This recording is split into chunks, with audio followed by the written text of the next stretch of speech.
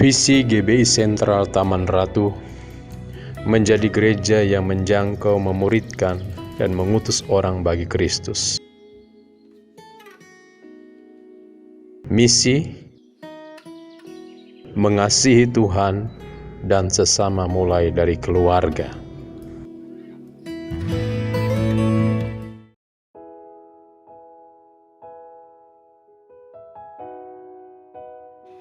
Shalom, puji Tuhan, hari ini kembali lagi kita bersama di dalam ibadah live streaming GBI Sentral Taman Ratu. Mari kita siapkan hati untuk kita boleh bersama menerima hadirat dan juga lawatan Tuhan. Sebelumnya mari kita simak informasi gereja di dalam sepekan. Ibadah doa Rabu 1 September 2021 akan diadakan via Zoom.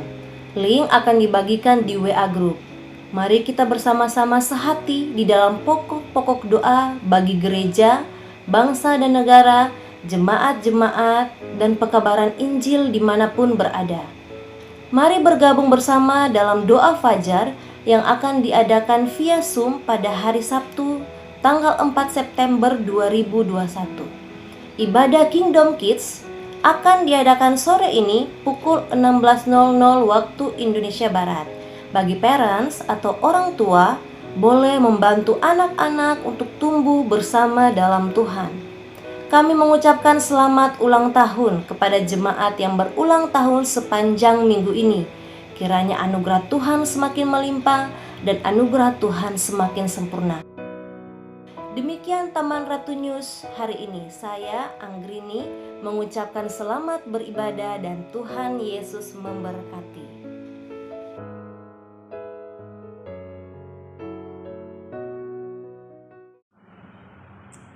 Shalom Bapak Ibu, saudara yang terkasih dalam Tuhan.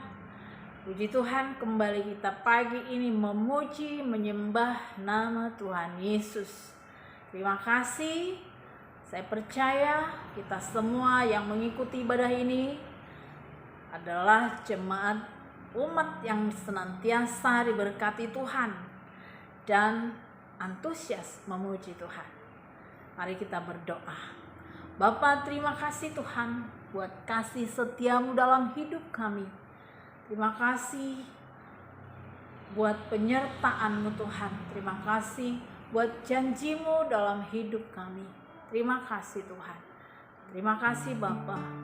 Kami mau memuji, meninggikan nama-Mu Bapa. Biar hati kami, pikiran kami hanya tertuju kepada Engkau saja Tuhan. Biar kami Tuhan menikmati lawatan-Mu pagi ini. Di dalam hati kami semuanya Tuhan. Walaupun kami berbeda tempat ya Tuhan, tapi kami percaya Tuhan Yesus adalah Bapa yang hidup, yang menyertai kami dan ada bersama-sama dengan kami saat ini. Terima kasih Tuhan, terima kasih Bapa. Mari katakan Engkau Tuhan penolong dalam hidupku.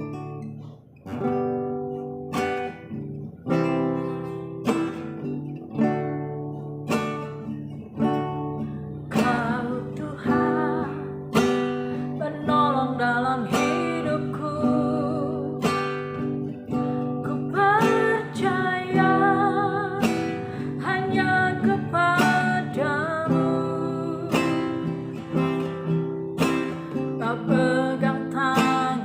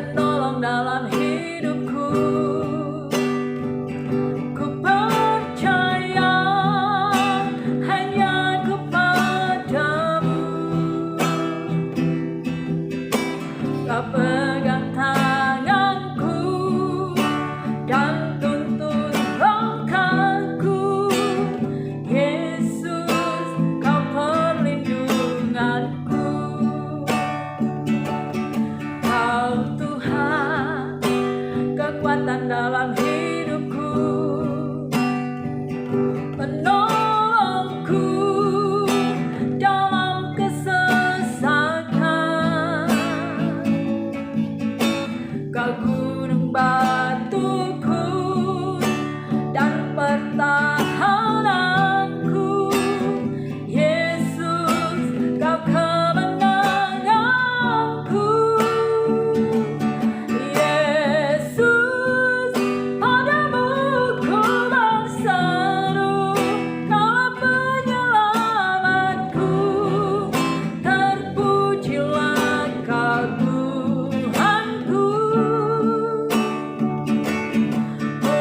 Mulutku memuji namamu sepanjang umur hidupku.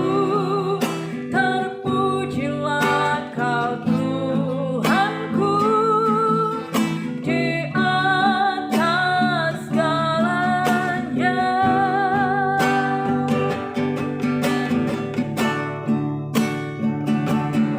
Yesus, padamu ku berseru, Kaulah penyelamatku.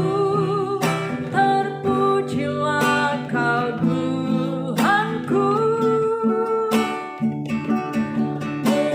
Mulutku memuji namamu sepanjang umur hidupku. Terpujilah Kau Tuhanku di atas segalanya.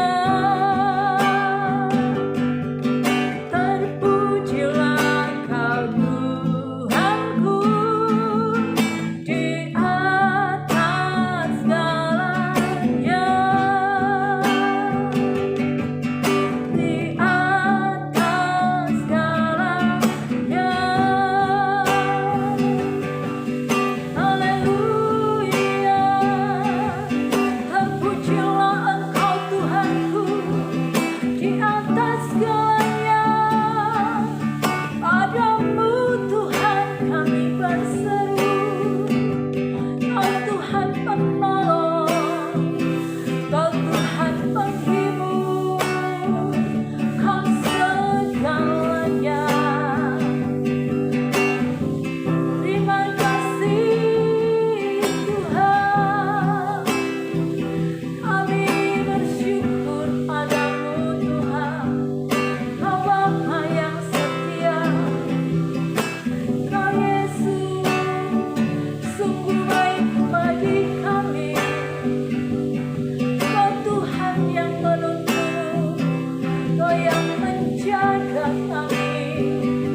Terima kasih, terima kasih Tuhan.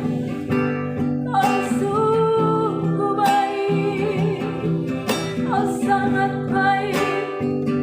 Kami memuji kebesaran-Mu, kami menyembah-Mu Tuhan. Haleluya, haleluya, haleluya. Terima kasih Yesus, terima kasih. Kau sungguh baik. Terima kasih Tuhan, Kau sungguh baik bagi kami Tuhan. Engkau tidak pernah meninggalkan kami sedetik pun ya Bapa. Kau yang menuntun setiap langkah kami Tuhan. Hikmat daripada-Mu Bapa berlimpah-limpah senantiasa dalam hidup kami. Terima kasih buat kesehatan yang Kau berikan sampai hari ini Tuhan. Terima kasih Tuhan, terima kasih Bapa.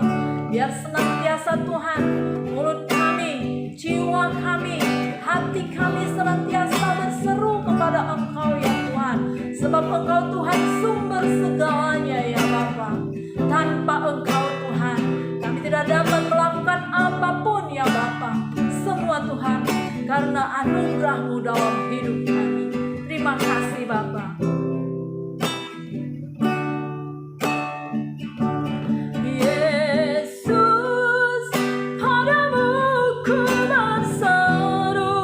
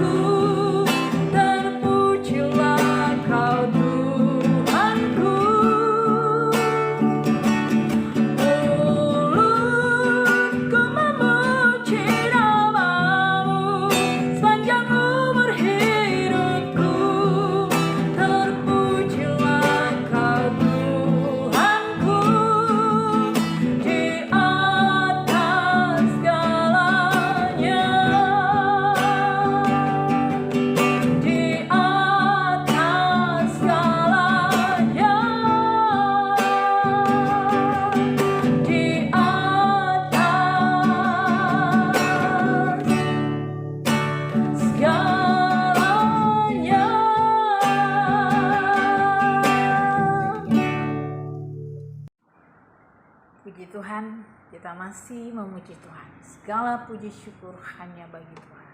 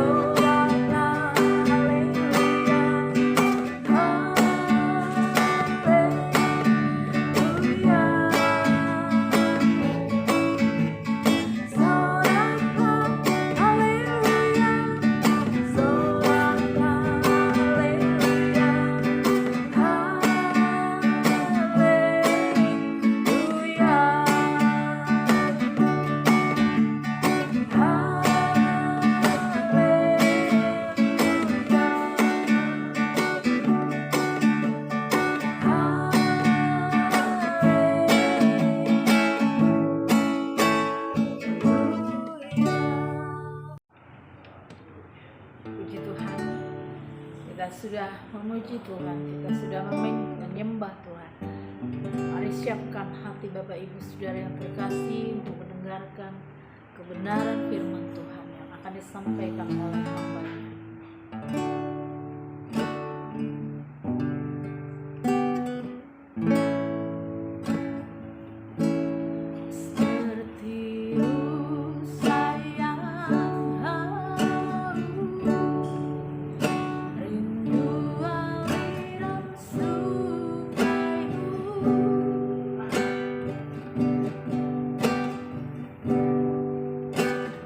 Hatiku tak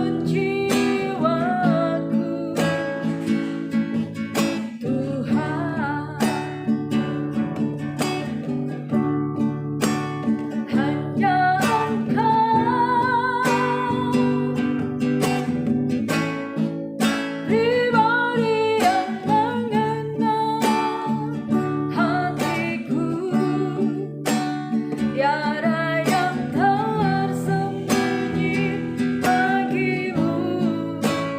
Seluruh isi hatiku kau tahu, dan bawaku untuk lebih dekat lagi padamu. Tinggalkanlah indahnya dekapan kasih-Mu.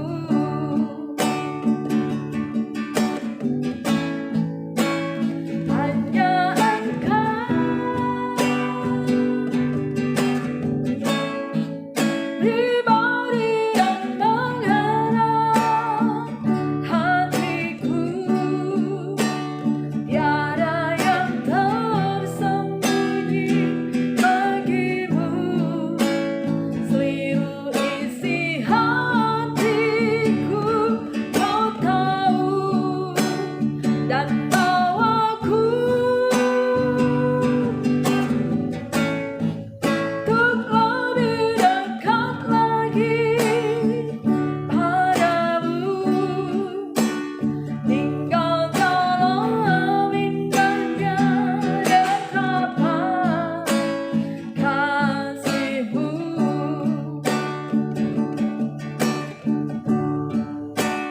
Tinggalkanlah indahnya dekapan kasih-Mu.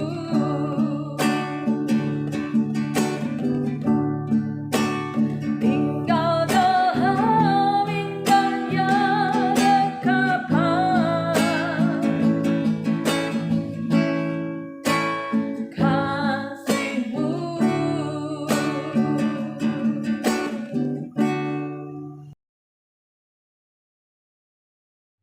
Mari kita bersatu di dalam doa. Kami bersyukur untuk berkat-Mu ya Tuhan, sehingga kami pada siang hari ini boleh beribadah dan bersekutu di dalam nama Tuhan Yesus.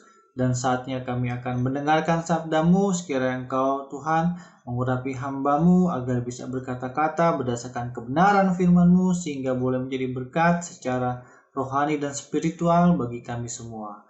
Hanya di dalam nama Tuhan Yesus kami menyambut kebenaran firman-Mu. Amin.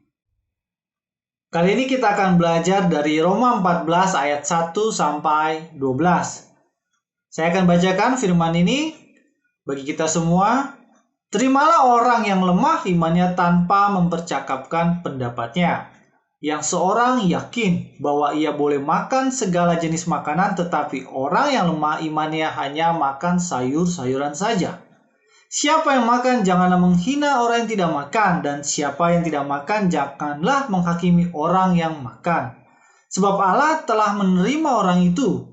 Siapakah kamu sehingga kamu menghakimi hamba orang lain? Entahkah ia berdiri, entahkah ia jatuh, itu adalah urusan tuannya sendiri. Tetapi akan tetap berdiri karena Tuhan berkuasa menjaga dia terus berdiri. Yang seorang menganggap hari yang satu lebih penting daripada hari yang lain, tetapi yang lain menganggap semua hari sama saja. Hendaklah setiap orang benar-benar yakin dalam hatinya sendiri. Siapa yang berpegang pada suatu hari yang tertentu, ia melakukannya untuk Tuhan. Dan siapa makan, ia melakukannya untuk Tuhan, sebab ia mengucap syukur pada Allah. Dan siapa tidak makan, ia melakukannya untuk Tuhan, dan ia juga mengucap syukur pada Allah. Sebab tidak ada seorang pun di antara kita yang hidup untuk dirinya sendiri, dan tidak ada seorang pun yang mati untuk dirinya sendiri. Sebab jika kita hidup untuk Tuhan, dan jika kita mati untuk Tuhan. Jadi baik hidup atau mati kita adalah milik Tuhan. Sebab untuk itulah Kristus telah mati dan hidup kembali, supaya ia menjadi Tuhan baik atas orang-orang mati maupun atas orang-orang hidup. Tetapi mengapakah engkau menghakimi saudaramu, atau mengapakah engkau menghina saudaramu? Sebab kita semua harus menghadap tahta pengadilan Allah. Karena ada tertulis, demi aku hidup, demikianlah firman Tuhan. Semua orang akan bertekuk lutut di hadapanku, dan semua orang akan memuliakan Allah. Demikianlah setiap orang di antara kita akan memberi pertanggungjawaban tentang dirinya sendiri kepada Allah. Demikian firman Tuhan. Ayat 1 menyatakan, terimalah orang yang lemah imannya tanpa mempercakapkan pendapatnya. Di sini kasih Kristus itu bermaksud untuk menunjukkan bahwa bagi semua orang percaya, ya, kasih Kristus itu tersedia tanpa memandang kapasitas iman masing-masing. Artinya Allah sudah mengetahui bahwa di antara orang percaya sekalipun terdapat suatu perbedaan kapasitas iman antara orang satu dan lainnya. Nah, bagi mereka yang kuat imannya, firman Tuhan berkata harus menerima dan memahami jemaat yang lemah imannya tanpa harus memaksakan kapasitas iman yang ada padanya. Artinya Bapak Ibu, Allah merupakan Allah yang penuh kasih. Di dalam kasihnya, dia memahami bahwa ada banyak perbedaan dalam kapasitas umatnya, terutama bicara tentang iman. Ada yang memiliki iman yang kuat, ada yang mungkin sedang-sedang saja, ada yang mungkin bahkan lebih lemah lagi. Artinya apa? Artinya Allah sudah menyadari dan menerima keadaan dan dinamika umat atau orang percaya. Nah, yang menjadi pertanyaan dan menjadi permasalahannya adalah banyak dari kita sendiri sesama orang percaya saling memberikan penilaian secara sepihak, bukan dalam rangka untuk menerima. Nah, inilah yang menjadi permasalahan kepada jemaat di Roma. Dan oleh karena itu Rasul Paulus berusaha untuk memberikan pengarahan.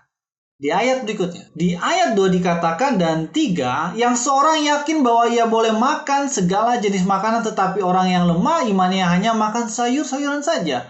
Siapa yang makan, janganlah menghina orang yang tidak makan, dan siapa yang tidak makan, janganlah menghakimi orang yang makan, sebab Allah telah menerima orang itu. Artinya, jadi pada masa itu memang terjadi suatu perbedaan antara dua kelompok Kristen. Nah, kelompok ini yaitu yang pertama kelompok non-Yahudi, yaitu mereka yang diperbolehkan untuk makan apa saja. Sementara kelompok kedua merupakan kelompok Yahudi, ya, di mana mereka tidak bersedia untuk makan daging karena apa? Karena terikat pada aturan kosher, terutama umat atau orang Yahudi yang berada di kota Roma. Nah, bagi Paulus harusnya permasalahan ini tidak perlu diperpanjang karena Allah menyatakan telah menerima seluruh kelompok manusia. Dan legalitasnya terdapat di Kisah Para Rasul, di mana para rasul sepakat agar permasalahan lahir ya seperti makan minum haram dan halal tidak menghalangi orang-orang non-Yahudi untuk menerima Kristus. Tapi di Roma kejadian ini kembali terjadi. Ada perbedaan di antara mereka, Bapak Ibu. Nah, lalu kemudian di ayat selanjutnya, ayat 4, siapakah kamu sehingga kamu menghakimi hamba orang lain? Entahkah ia berdiri, entahkah ia jatuh, itu adalah urusan tuannya sendiri. Tetapi akan tetap berdiri karena Tuhan berkuasa menjaga dia terus berdiri. Allah menegur mereka yang berselisih dan merasa paling benar dalam hidup mereka. Karena dalam pandangan Allah, setiap orang percaya berada dalam satu otoritas yang sama, yaitu otoritas Allah. Sehingga di mata Allah, semua orang percaya itu sama, karena dialah sang pemegang kuasa. Bahkan bagi orang percaya yang terjatuh sekalipun, Bapak Ibu jemaat dikasih Tuhan, ia tetap di dalam kendali Allah. Artinya, di dalam permasalahan spiritual sekalipun atau dalam kapasitas kerohanian atau iman, ya, bukanlah suatu hak penuh bagi setiap individu orang percaya untuk menjadi hakim atas orang per orang. Termasuk bagian yang barusan saja kita pelajari, permasalahan makanan, permasalahan tentang cara makan yang layak, daging yang dimakan, halal atau haram. Bukan itu penekanan yang hendak Tuhan berikan. Tapi bagaimana seluruh manusia, seluruh orang percaya bertanggung jawab dalam imannya masing-masing. Kalaupun ternyata ada di antara sesama umat percaya yang mengalami kejatuhan itu tetap dalam kendali Allah. Dan bukan hak manusia untuk menjustifikasi berlebih terhadap keadaan itu. Lebih jelas di ayat 5, yang seorang menganggap hari yang satu lebih penting daripada hari yang lain, tetapi yang lain menganggap semua hari sama saja. Hendaklah setiap orang benar-benar yakin dalam hatinya sendiri. Bagi orang Yahudi, hari Sabat ataupun tahun Sabat ataupun hari-hari raya orang Yahudi lainnya adalah penting. Namun bagi mereka yang non-Yahudi, bagi mereka hari itu sama saja. Tidak ada hal yang mengikat dalam esensi hidup iman mereka. Nah, sebab itu pandangan seperti ini yang hendaknya tidak lagi diperdebatkan dalam kalangan orang percaya. Masing-masing diperbolehkan untuk memegang keyakinan. Kalau memang ada kelompok yang meyakini dan tetap merayakan hari-hari tertentu, maka biarlah itu berjalan berdasarkan keyakinannya. Kalaupun ada orang percaya pengikut Kristus yang tidak memegang prinsip hari-hari seperti ini dan bagi dia adalah hari itu semua sama, maka hendaklah bagi mereka memegang teguh kepercayaan itu tanpa kemudian permasalahan-permasalahan ini menjadi suatu masalah yang delik yang membuat antara kelompok saling bersih tegang. Sehingga yang satu melihat bahwa hari raya itu penting, yang lain melihat itu tidak penting. Pada akhirnya saling menganggap remeh. Dan itu yang hendak dihindari oleh Paulus. Karena bukan esensial di dalam kehidupan keimanan. Mari kita lihat ayat selanjutnya. Siapa yang berpegang pada suatu hari yang tertentu, ia melakukannya untuk Tuhan. Dan siapa makan, ia melakukannya untuk Tuhan. Sebab ia mengucap syukur pada Allah. Dan siapa tidak makan, ia melakukannya untuk Tuhan juga. Dan ia juga mengucap syukur kepada Allah. Sebab tidak seorang pun di antara kita yang hidup untuk dirinya sendiri. Dan tidak seorang pun yang mati untuk dirinya sendiri. Sebab jika kita hidup untuk Tuhan. Dan jika kita mati untuk Tuhan. Jadi baik hidup atau mati, kita adalah milik Tuhan. Penekanan yang harus diperhatikan adalah apakah segala cara hidup kerohanian kita itu dikerjakan untuk Tuhan. Relasi kita dengan Allah merupakan sentral kehidupan kita sebagai orang percaya. Bukan mengurus perkara iman orang lain.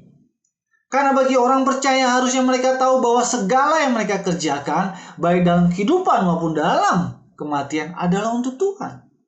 Sehingga dalam pandangan Tuhan, setiap orang memiliki tanggung jawab iman secara individu. Bukan mengurusi masalah iman orang per orang. Bukan mengurusi masalah keyakinan orang per orang. Bukan terlalu ikut campur permasalahan dogma, ajaran, dan bukan terlampau jauh mengkritisi perbedaan-perbedaan yang dalam pandangan Tuhan tidak esensial. Inilah yang kemudian Paulus coba sampaikan kepada jemaat di Roma. Di ayat berikutnya mari kita belajar. Sebab untuk itulah Kristus telah mati dan hidup kembali, supaya ia menjadi Tuhan baik atas orang-orang mati maupun atas orang-orang hidup. Tetapi mengapakah engkau menghakimi saudaramu, atau mengapakah engkau menghina saudaramu? Sebab kita semua harus menghadap tahta pengadilan Allah. Sesama orang percaya harus ada batasan yang jelas dalam perkara kehidupan iman. Kristus menegaskan agar setiap individu bertanggung jawab atas hidupnya masing-masing, karena kelak semua akan menghadap tahta Allah yang maha adil. Itu artinya seluruh orang percaya kelak harus berada dalam tahapan mandiri secara spiritual. Artinya kita semua, tidak terlepas siapapun, dituntut untuk mandiri secara kerohanian. Dituntut untuk mandiri secara spiritual.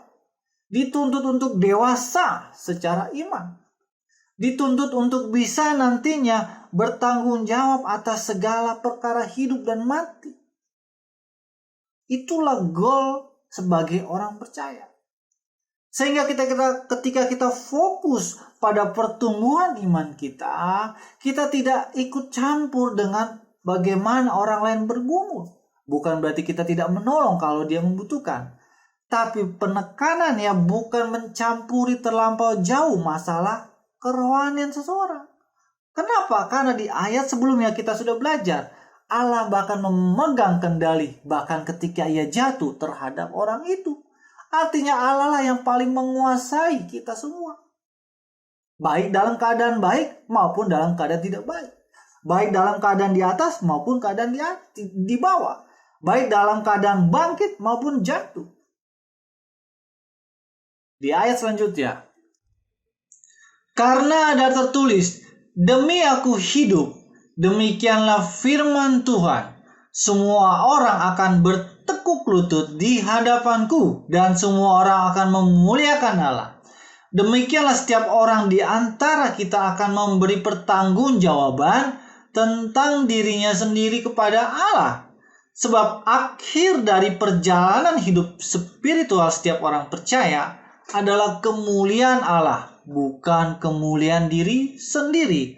Sebab itu hidup yang bertanggung jawab, Bapak Ibu yang dikasihi Tuhan. Artinya sebagai orang beriman ya, kita diberikan suatu target, suatu ukuran untuk mengalami peningkatan secara kerohanian. Jadi yang harus diperhatikan, yang menjadi utama adalah bagaimana kelak kita bisa menjadi pribadi yang bertanggung jawab di hadapan Tuhan. Bukan di hadapan manusia. Bukan untuk dinilai oleh manusia. Termasuk sesama kita orang percaya. Jadi Bapak Ibu, dari ayat 1 sampai 12 kita bisa mempelajari beberapa penekanan. Yang perlu kita perhatikan adalah bagaimana kerinduan daripada Tuhan agar tidak ada perselisihan di antara kita. Terutama perselisihan yang memang tidak esensial di dalam kekristenan. Tuhan tidak mau kita mengulangi apa yang terjadi di jemaat Roma, di mana hanya perkara lahiriah seperti makan, minum, dan hari raya, mereka harus bersih tegang. Bukan itu yang menjadi tujuan umat Allah dibentuk.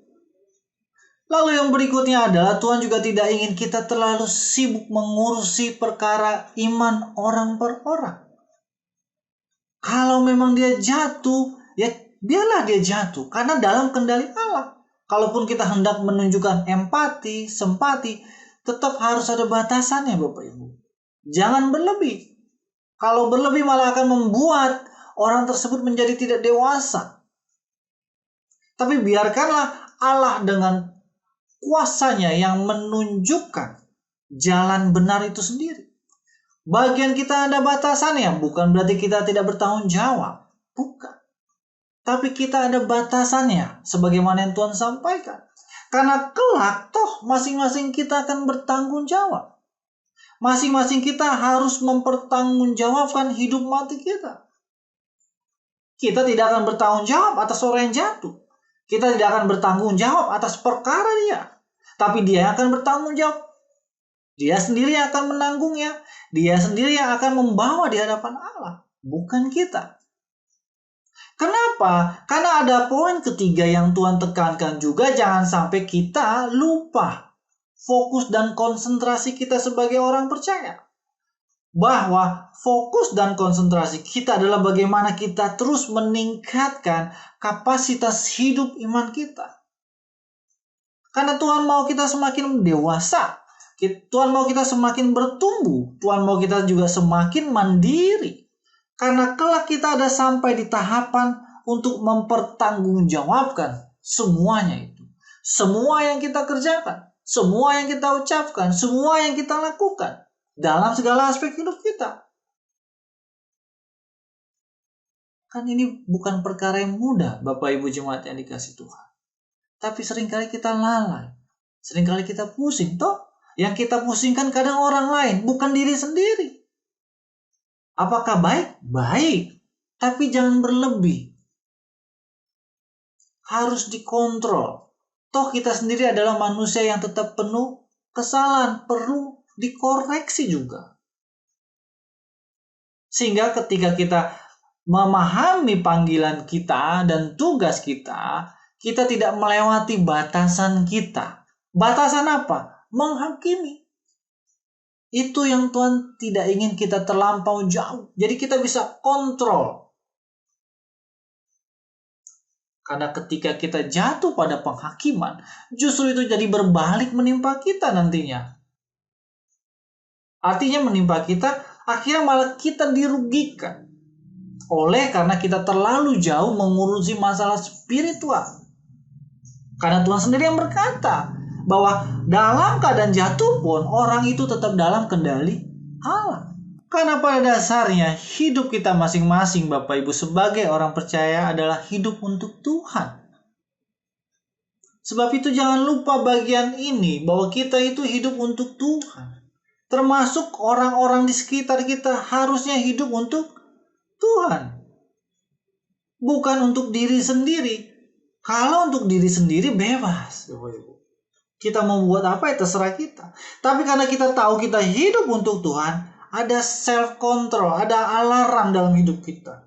Ini benar gak ya? Ini salah gak ya? Apakah ini mengecewakan Tuhan? Apakah ini tepat? Apakah hal yang kita lakukan yang menurut kita baik untuk orang lain, apakah ini baik dalam pandangan Tuhan? Hal-hal seperti ini yang harus ada dalam pemahaman kita sebagai orang percaya. Dan ini tidak mudah Bapak Ibu. Ini butuh perjuangan, ini butuh latihan, ini butuh pengalaman hidup yang membentuk kita. Sehingga apa? Sehingga ketika kita semua berada di dalam tahapan pemahaman bahwa kita hidup untuk Tuhan, maka ada harmonisasi yang baik antara sesama umat Tuhan. Ada suatu jalinan yang kasih yang murni, yang tidak dibuat-buat. Ada suatu tindakan kasih yang benar-benar pure, asli, bukan sesuatu yang dimodifikasi. Hanya biar kelihatan kita adalah orang yang baik dan benar. Tapi sesuatu yang terpancar dengan murni. Apa adanya. Yang menjadi permasalahan dari kita adalah kita tidak menyadari panggilan kita, tanggung jawab kita. Bahwa kelak kita akan menghadap tata pengadilan Allah. Tata pengadilan itu dibentuk agar kita bisa memberikan pertanggungjawaban atas diri kita masing-masing. Dalam hal apa? Dalam hal bagaimana kita hidup untuk Tuhan. Bagaimana kita hidup untuk Tuhan. Tapi bukan berarti juga kita mengabaikan tindakan menolong, memperhatikan, mengkonseling orang lain. Tidak. Tapi maksudnya adalah jangan lupa fokus utama sebagai orang percaya juga bertanggung jawab atas hidupnya. Kalaupun kita melakukan pekerjaan, apakah untuk Tuhan? Kalaupun kita melakukan usaha, apakah untuk Tuhan? Kalaupun kita menjadi bagian dari keluarga, entah suami, istri, ibu, bapak, anak, apakah untuk Tuhan peran-peran itu? Kalaupun bahkan kita pelayanan, apakah untuk Tuhan? Kalaupun kita mencari nafkah, apakah itu untuk Tuhan? Perkataan untuk Tuhan itu mengacu pada tindakan yang selaras dan dikehendaki Tuhan. Kan itu bagian yang sangat detil dalam hidup kita. Bahkan dalam bentuk pelayanan juga kita harus melihat apakah ini benar saya kerjakan untuk Tuhan. Ya? Atau jangan-jangan ini saya kerjakan untuk eksistensi diri saya. Bahwa saya adalah orang benar, supaya saya ditunjuk. Wah, dia hebat. Dia bisa ini, bisa itu. Ya kan? Kan kita nggak tahu hati manusia. Tapi kalau kita tahu itu untuk Tuhan, maka kita terima segala konsekuensinya. Apakah secara daging baik atau tidak baik. Tapi yang pasti secara spiritual atau kerohanian itu benar. Hasilnya adalah baik atau tidak baik secara daging, itu bukan urusan kita. Yang penting sudah kita kerjakan dan kita tahu itu untuk Tuhan. Sebagaimana dikatakan ayat 7 dan 8, sebab tidak ada seorang pun di antara kita yang hidup untuk dirinya sendiri dan tidak ada seorang pun yang mati untuk dirinya sendiri. Sebab kita hidup untuk Tuhan, dan jika kita mati untuk Tuhan. Jadi baik hidup atau mati kita adalah milik Tuhan, termasuk segala aktivitas kita untuk Tuhan.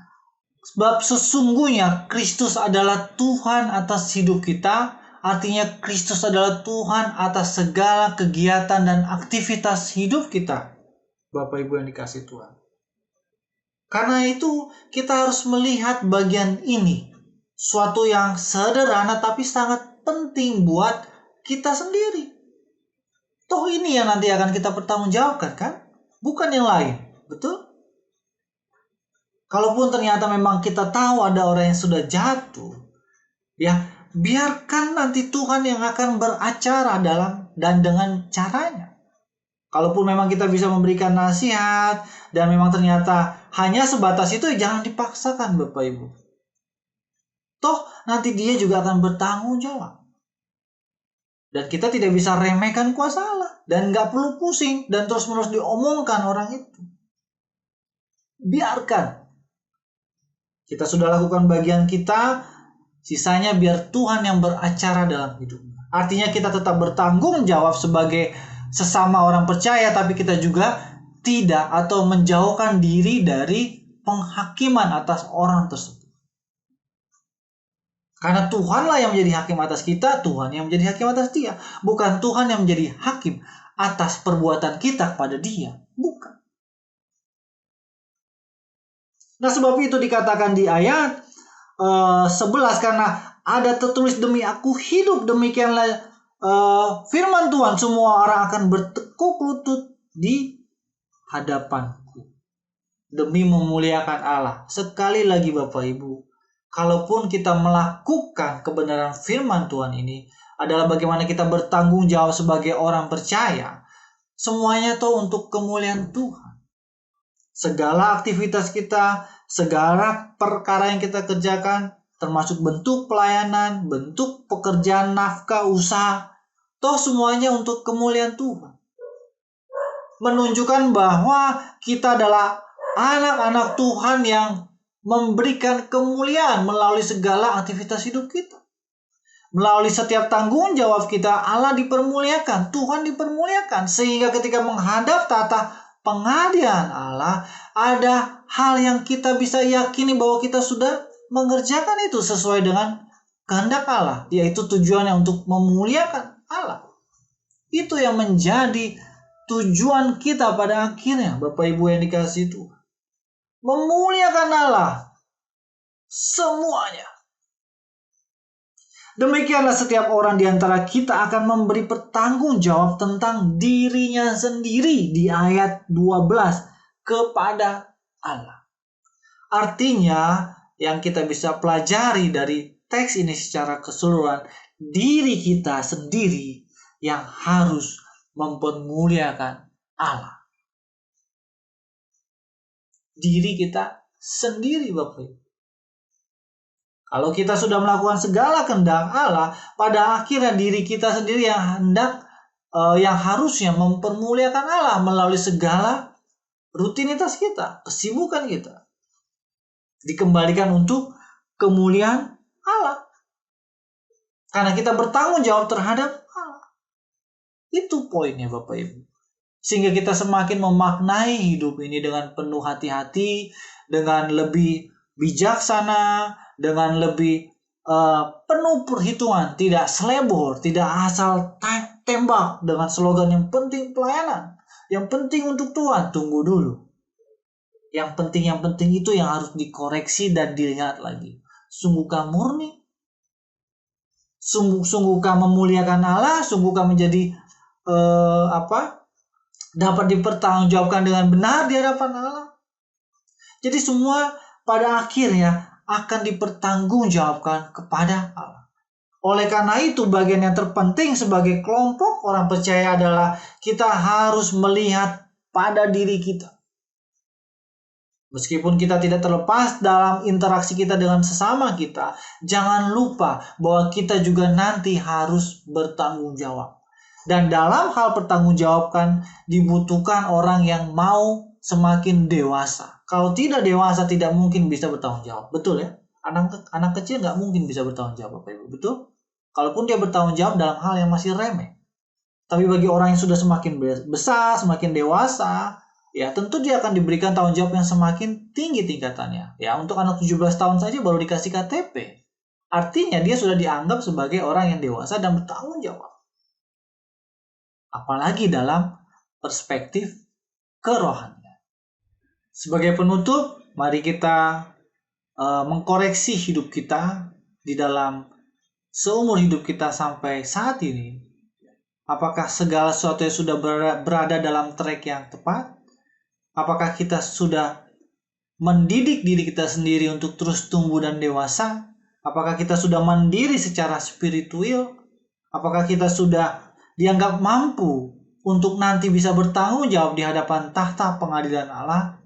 Kalau memang kita semua bisa memahami bagian-bagian ini, maka hidup kita akan semakin bijak di dalam waktunya. Kenapa? Karena kita tahu ending dari semua ini adalah penghadapan atau menghadap pada tahta pengadilan Allah. Mari kita bersatu di dalam doa. Kami bersyukur Tuhan untuk berkat dan kemurahan-Mu dalam hidup kami. Biarlah kami terus belajar untuk hidup di dalam Tuhan semakin dewasa hari lepas hari. Biarlah kami terus mau dididik dan diajar sehingga kami Tuhan sebagai orang percaya bertumbuh dengan dewasa dalam pengetahuan, pemahaman segala tindakan, ucapan, perkataan kami, sehingga kelak Tuhan kami harus menghadap tahta Allah, kami bisa mempertanggungjawabkannya karena Tuhan telah mengajarkan kami untuk hidup dalam tanggung jawab iman kami. Terima kasih Tuhan, biarlah kami semakin didewasakan di dalam hidup kami sehingga melihat waktu dan hari-hari ini dengan bijaksana. Hanya di dalam nama Tuhan Yesus Kristus, biarlah Roh Kudus yang mengurapi dan menjamah hati kami untuk terus boleh diberikan kebenaran firman Tuhan yang tiada hentinya demi pertumbuhan, perkembangan, kerohanian kami. Hanya di dalam nama Tuhan Yesus Kristus kami berdoa dan bersyukur. Amin. Puji Tuhan Bapak Ibu Saudara, saat ini kita akan berdoa syafaat. Mari kita siapkan hati kita pribadi lepas pribadi untuk membawa doa-doa kita di hadapan Tuhan. Mari kita berdoa. Terima kasih Tuhan untuk kebaikan-Mu di dalam kehidupan kami. Terima kasih untuk hari yang indah yang Tuhan senantiasa masih anugerahkan di dalam kehidupan kami. Terima kasih untuk hari ini ya Tuhan, di hari Minggu ini kami masih punya kesempatan untuk beribadah di hadapan Tuhan. Kami sangat bersyukur. Dan karena itu Tuhan kami juga mau bersyukur. Terima kasih untuk setiap kesehatan, kekuatan yang Tuhan berikan, nafas hidup yang masih Tuhan anugerahkan di dalam kehidupan kami sangat bersyukur ya Tuhan. Terima kasih untuk setiap kekuatan, terima kasih untuk setiap pertolongan Tuhan di dalam kehidupan kami, bahkan di setiap masa-masa yang kami jalani, bahkan di masa-masa sekarang ini. Kami bersyukur, kami terus melihat penghiburan yang Tuhan berikan. Kami masih bisa melihat pertolongan yang Tuhan berikan di dalam setiap kehidupan kami pribadi lepas pribadi. Tuhan terima kasih di kesempatan hari ini ya Tuhan. Tidak lupa juga kami mau bersatu hati, kami mau berdoa di hadapan Tuhan. Kami mau mendoakan bangsa dan negara kami ini ya Tuhan Indonesia. Terima kasih, kami bersyukur karena kami menjadi bagian di bangsa kami ini Indonesia. Tuhan biarlah kami mau sama-sama berdoa menaikkan berkat bagi Indonesia, ucapan-ucapan yang memberkati bagi Indonesia. Diberkatilah bangsa kami ini Indonesia. Berkati dengan berkat-berkat yang berasal daripada Tuhan. Tuhan senantiasa beserta dengan bangsa kami ini, menolong bangsa kami ini, terus senantiasa membukakan jalan bagi bangsa ini. Karena itu ya Tuhan, kami satu hati, kami berdoa bagi setiap orang-orang yang menjadi bagian di dalam bangsa kami ini, terlebih di dalam pemerintahan yang ada. Tuhan berkatilah senantiasa bagi presiden, wakil presiden, setiap jajaran pemerintahan yang ada, orang-orang yang Tuhan percayakan untuk mengambil bagian di dalam pemerintahan yang ada.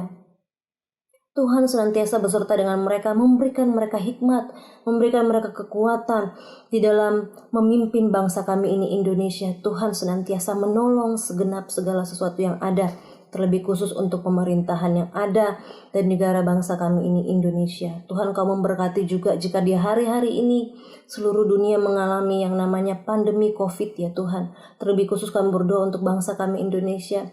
Tuhan, Di tengah-tengah pandemi ini ya Tuhan Yesus, di tengah masa-masa yang mungkin menjadi sulit sehingga merugi ke aspek-aspek yang lain, Tuhan kami mau berdoa.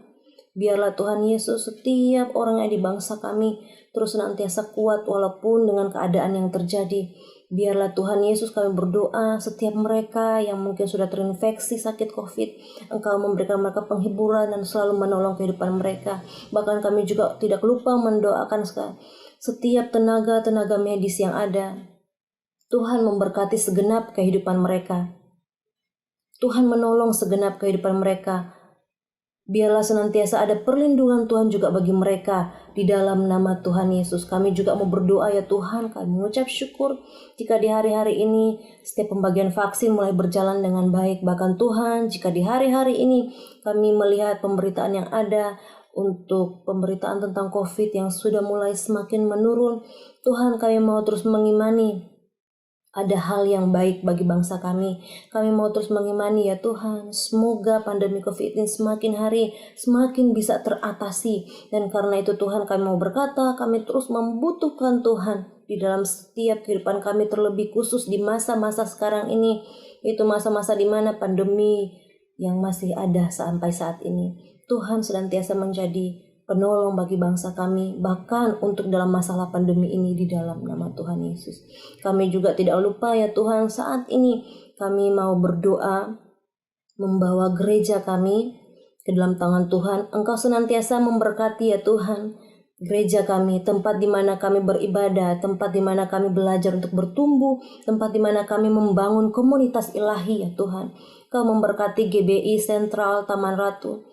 Senantiasa gereja ini biar terus ada untuk menjadi kemuliaan bagi nama-Mu. Dan biarlah Tuhan Yesus kami berdoa bagi gembala, keluarga gembala yang ada. Engkau terus memberkati ya Tuhan. Keluarga gembala yang menjadi bagian untuk terus berada di dalam bagian dari komunitas ini. Tuhan terus berkati senantiasa keluarga Pak Gembala, Ibu Gembala dan juga anak-anak. Senantiasa Tuhan memberikan kekuatan dan hikmat-Mu untuk menjadi pemimpin bagi gereja kami ini. Dan Tuhan Yesus kami berdoa bagi setiap pemimpin-pemimpin yang ada, bagi setiap ya Tuhan yang mengambil bagian, hamba-hamba Tuhan yang menjadi bagian di dalam gereja kami ini. Tuhan terus memberkati kehidupan mereka. Bahkan kami juga tidak lupa berdoa ya Tuhan bagi setiap hamba-hamba Tuhan, bagi setiap pengerja yang terus menjadi bagian ya Tuhan, mengambil bagian untuk terus datang untuk melayani ya Tuhan. Engkau memberkati segenap kehidupan mereka ya Tuhan. Kami juga mau berdoa di hadapan Tuhan. Senantiasa kami bawa Tuhan juga untuk tempat ibadah kami di HOG. Tuhan juga memberkati HOG yang ada. Biarlah juga terus bertumbuh di hadapan Tuhan. Kami percaya di mana Tuhan mengizinkan untuk tempat beribadah dibuka, kami percaya ada hadirat Tuhan juga di sana. Di dalam nama Yesus, Tuhan terus memberkati kehidupan Ibu Bella dan keluarga yang menjadi saluran, menjadi bagian di dalam HOG. Tuhan terus memberkati segenap kehidupan mereka. Terima kasih Tuhan Yesus, terima kasih. Saat ini juga kami berdoa bagi setiap jemaat-jemaat yang tergabung di dalam gereja ini. Tuhan berkatilah setiap jemaat-jemaat yang ada. Kami tidak bisa menilik satu persatu dalam kehidupan mereka, tetapi kami mau berdoa, kami taruhkan kehidupan jemaat-jemaat ke dalam tangan Tuhan. Kami tidak tahu setiap pergumulan yang mereka alami, tetapi Tuhan Engkau menjadi kekuatan, menjadi penghiburan, menjadi tempat di mana jemaat untuk mencari pertolongan di dalam nama Tuhan Yesus. Karena itu Tuhan Yesus sertailah, berkatilah setiap jemaat-jemaat yang ada, terlebih khusus jemaat GBI Sentral Taman Ratu. Jika Engkau mendapati mereka dalam keadaan sakit, Tuhan pulihkanlah dengan kuasa darah-Mu, memulihkan segenap kehidupan mereka di dalam nama Yesus. Jika Engkau menemukan mereka dalam setiap pergumulan mereka, Tuhan Engkau menjadi penolong. Dan bahkan jika mungkin mereka bergumul dalam hal pekerjaan di hari-hari ini, Tuhan Engkau menjadi sandaran, Engkau menjadi kekuatan, Engkau yang buka jalan di dalam kehidupan mereka. Engkau yang menolong segenap kehidupan dari jemaat-jemaat Sentral Taman Ratu yang ada di dalam nama Tuhan Yesus. Di hari-hari ini, di masa-masa yang sulit ini, Tuhan kiranya menjadi kekuatan dan sukacita di dalam kehidupan jemaat sentral Taman Ratu, di dalam nama Tuhan Yesus, di dalam nama Tuhan Yesus. Terima kasih Tuhan Yesus, terima kasih. Kami mengucap syukur untuk kebaikan Tuhan di dalam kehidupan kami. Kami senantiasa mempercayakan keadaan di hari-hari ini hanya ke dalam tangan Tuhan. Dan kami juga berdoa ya Tuhan, setiap gereja-gereja yang lain yang ada di luar sana, biarlah terus tetap kuat di dalam setiap keadaan yang ada di hari-hari ini, tetap terus menjadi bagian untuk mencari Tuhan lebih lagi di dalam nama Tuhan Yesus. Terima kasih ya Tuhan. Setiap kerinduan-kerinduan yang ada dalam gereja kami hanya taruhkan ke dalam tangan Tuhan. Tuhan yang menolong, membukakan jalan pada waktunya di dalam nama Yesus. Tuhan tidak lupa juga kami berdoa. Setiap segala sesuatu yang Tuhan percayakan bagi gereja kami, setiap peribadatan kategorial yang ada, kiranya Tuhan juga senantiasa terus memberkati juga ibadah-ibadah yang berjalan ya Tuhan, baik PA bahkan doa di hari Rabu.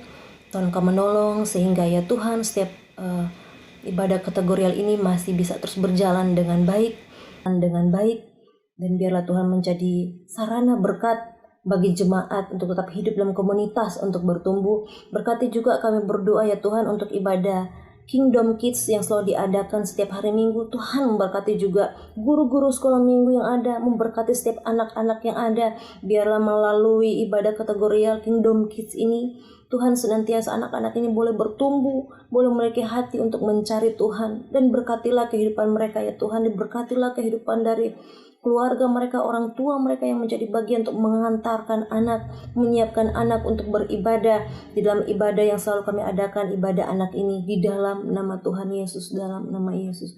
Kami juga berdoa Tuhan untuk ibadah WBI yang ada, walaupun mungkin saat ini belum berjalan ya Tuhan, tetapi komunitas WBI tetap ada. Tuhan memberkati setiap wanita-wanita Bethel yang menjadi bagian dalam gereja ini.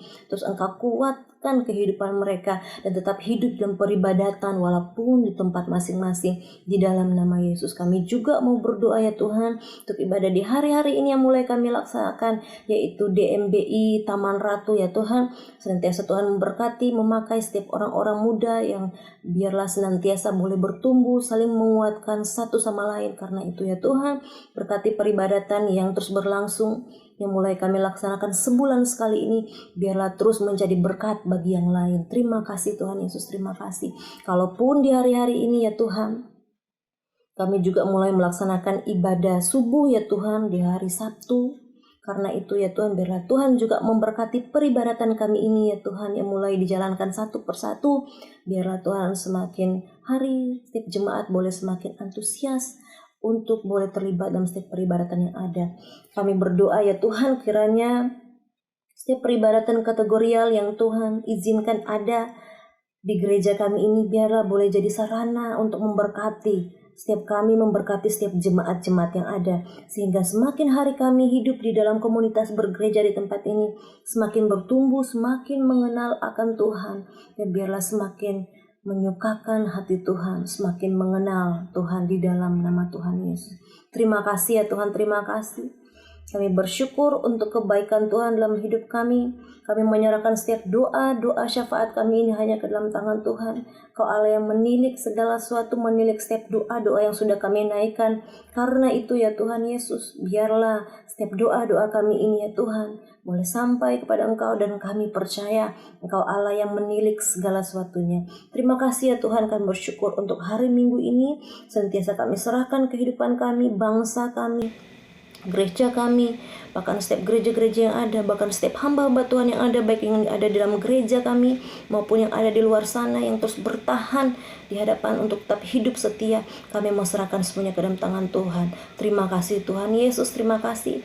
Kami bersyukur untuk hari ini. Inilah yang menjadi doa kami di hadapan Tuhan. Ini yang menjadi harapan kami di hadapan Tuhan. Terima kasih Tuhan, kami berdoa, mengucap syukur, membawa setiap doa syafaat kami hanya di hadapan Tuhan. Hanya di dalam nama Tuhan Yesus kami berdoa dan mengucap syukur. Haleluya. Amin. Haleluya. Kita sudah terima firman Tuhan pagi hari ini. Kita diberkati oleh firman Tuhan itu. Terima kasih buat hambanya yang sudah menyampaikan kebenaran firman Tuhan. Juga terima kasih buat saudara-saudari semua yang telah melayani hingga berlangsungnya kebaktian ini. Pada penghujung daripada kebaktian hari ini, marilah kita menerima berkat dari Tuhan. Kiranya Tuhan menjawab engkau pada waktu kesesakan. Kiranya Allah Yakub memenangi engkau. Kiranya dikirimkannya bantuan kepadamu dari tempat kudus dan disokongnya engkau dari Sion. Kiranya diberikan kepadamu apa yang kau kehendaki dan dijadikannya berhasil apa yang kau rancangkan. Damai sejahtera daripada Allah Bapa, cinta kasih daripada Tuhan Yesus, dan persekutuan kuat kuasa daripada Roh Kudus menyertai kita sekalian, mulai dari sekarang sampai Tuhan Yesus datang kembali menjemput kita sekalian. Haleluya. Amin.